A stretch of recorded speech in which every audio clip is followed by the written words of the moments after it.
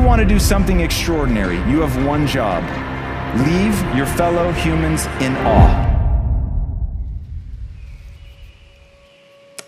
You probably don't think of your life in this manner, but I now invite you to think of your life in this manner.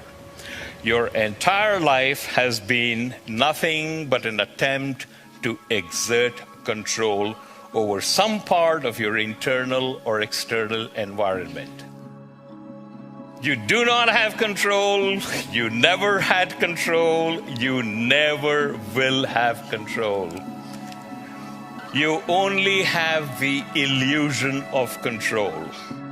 The thing that I find most interesting and the thing that I think a lot about is who are we sort of at our core? What are we? Are we changeable? Are we malleable?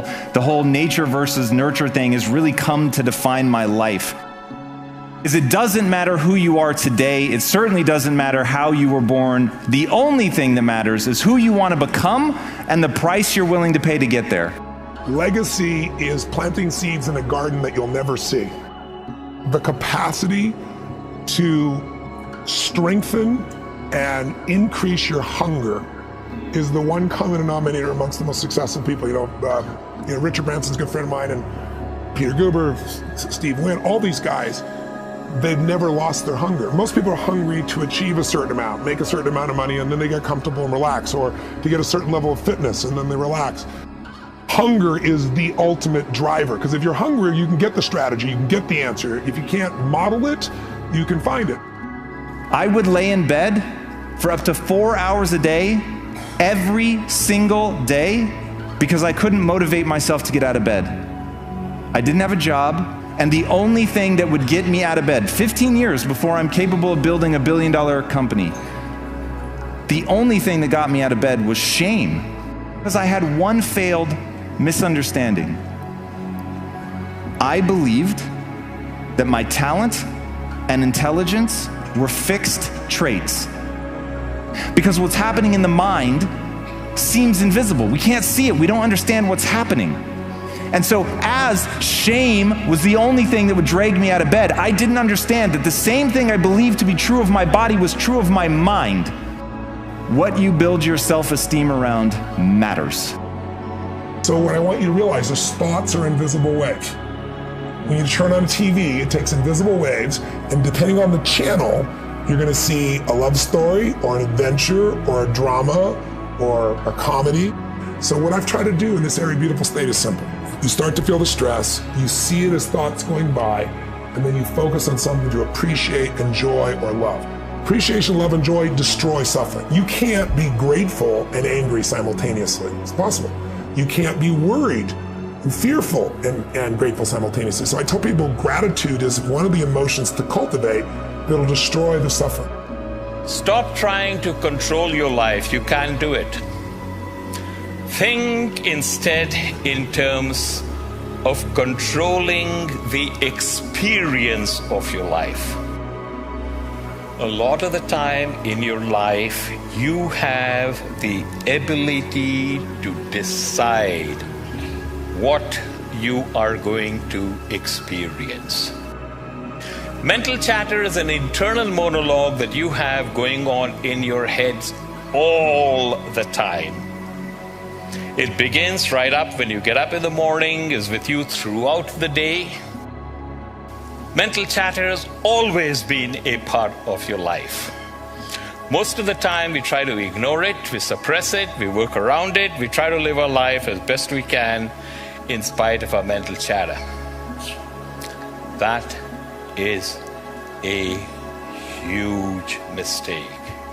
And the reason it's a huge mistake is because we build our lives with our mental chatter. We create the world that we live in with our mental chatter. We all think we live in a real world, but we don't. We live in a construct. We live in the matrix. And whether you realize it or not, each and every one of you has something that sits at the core of how you feel about yourself.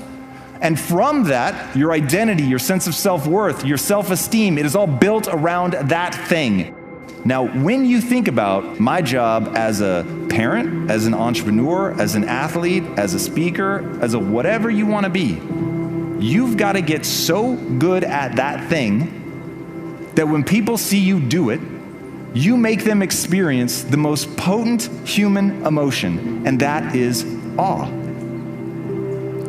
To get that good is a terrifying journey of self-discovery and confronting who you really are.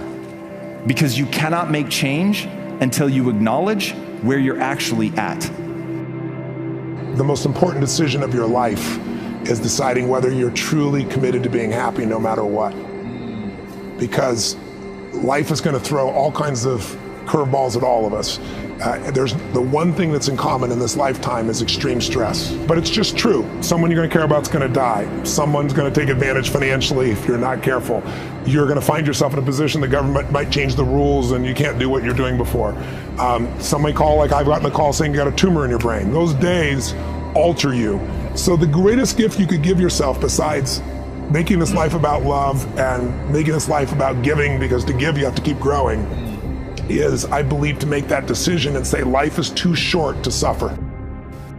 We are all very good at shooting second arrows at ourselves. How many times have you laid yourself low? How many times have you berated yourself for taking some damn fool action in retrospect? How many times have you compared yourself unfavorably with someone else? We don't just shoot second arrows, we shoot third, fourth, fifth, sixth, and seventh arrows at ourselves. The important thing for you to note is the second arrow is always delivered by means of mental chatter.